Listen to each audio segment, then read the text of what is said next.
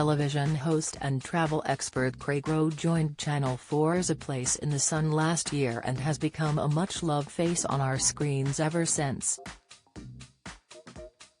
The 50-year-old star jets off to sunny locations to help expats find their dream homes abroad, and his warm personality has made him a hit with viewers.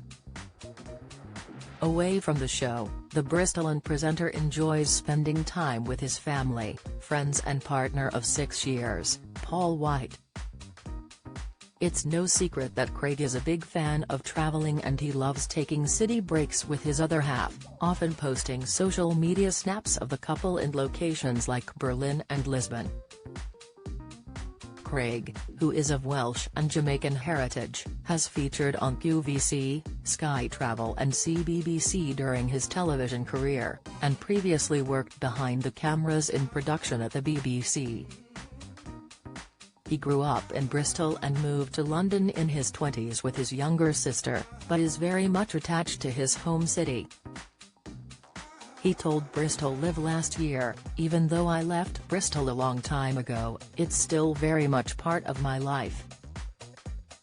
Sharing how he took his partner to the vibrant and lively city for the first time in 2022, Craig said, "We had a really good weekend, and he really fell in love with the city as well, which is brilliant." Gushing about his dream role at Channel 4, the star told the publication, "I know it's a cliché to say, but A Place in the Sun is a dream job because I've always liked traveling. I've had an interest in property since my mid-20s and obviously I've worked in TV, so it was like the three things coming together." In terms of reality TV, nothing massively appeals to Craig, though he would be up for going on one show. "If I got famous enough, it'd do, Strictly Come Dancing," he said. "I really like dancing. I was in a dance company for a while in London and funnily enough, even though I've got quite good rhythm and quite good musicality, I'm not very good at learning choreography." Travel and work aren't always easy for the presenter, who received a worrying diagnosis a few years ago.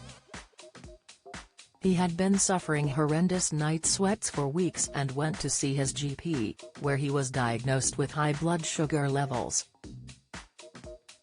"Doctors told me I was pre-diabetic, which came as an unpleasant surprise," he said last year. "I know firsthand sadly how diabetes can affect you, as my late granddad had suffered from diabetes, as had his brothers. I've now learned that diabetes is 2 to 4 times more likely to affect Black or Asian people as it does white people." Determined to get his blood sugar levels down, he completely overhauled his diet and upped his fitness. 4 months on after first going to the doctors, I went back to get my blood levels checked again and they had gone right down to 30, which is the normal range, albeit at the high end. "I was so pleased," he said. During his first shoot abroad with Channel 4, he threw caution to the wind and tucked into large hotel breakfasts and lunches, followed by drinks in the evening, but later regretted it. "I now realize I got a bit too excited," he admitted. "I was so pleased to be traveling again, but when I was shown some photos of my first trip with the team, I realized I had put weight on. I got my blood levels checked again and sure enough, I was right back up to pre-diabetic levels. It just goes to show you must stick to your new way of life if you don't want to be diabetic."